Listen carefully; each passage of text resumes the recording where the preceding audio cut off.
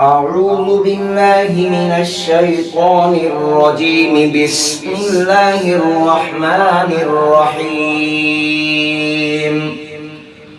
هل أتى على الإنسان حين من الدهر لم يكن شيئا مذكورا إنا خلقنا الإنسان من نطفة أمشاج نبتليه فجعلناه سميعا بصيرا إنا هديناه السبيل إما شاكرا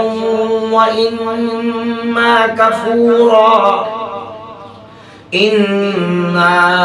أعتدنا للكافرين سلاسل وأغلالا وسعيرا إن الأبرار يشربون من كأس كان مزاجها كافورا عينا يشرب بها عباد الله يفجرونها تفجيرا يوفون بالنذر ويخافون يوما كان شره مستطيرا ويطعمون الطعام على حبه مسكينا ويتيما وأسيرا إنما نطعمكم لوجه الله لا نريد منكم جزاء ولا شكورا إنا نخاف من ربنا يوما عبوسا قمطريرا فوقاهم الله شر ذلك اليوم ولقاهم نضرة وسرورا وجزاهم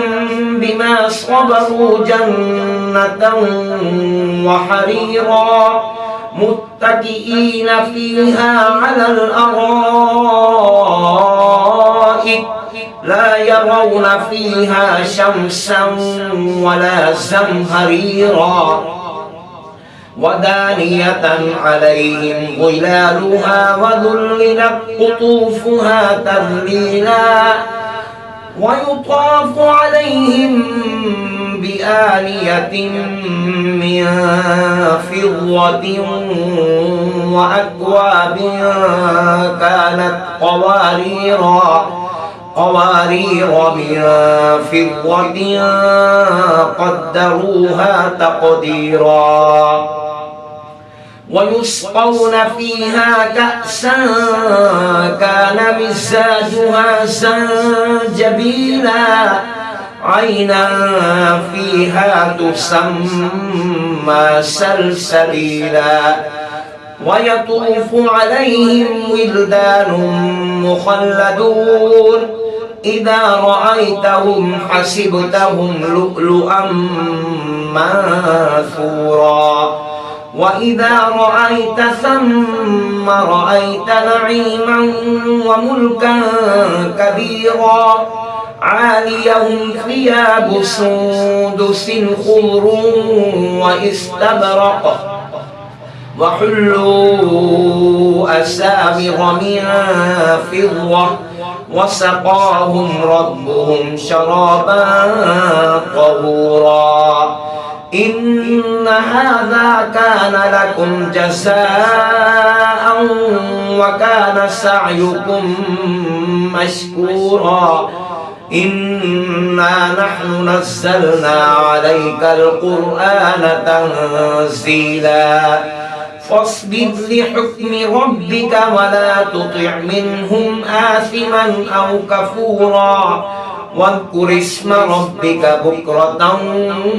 وأصيلا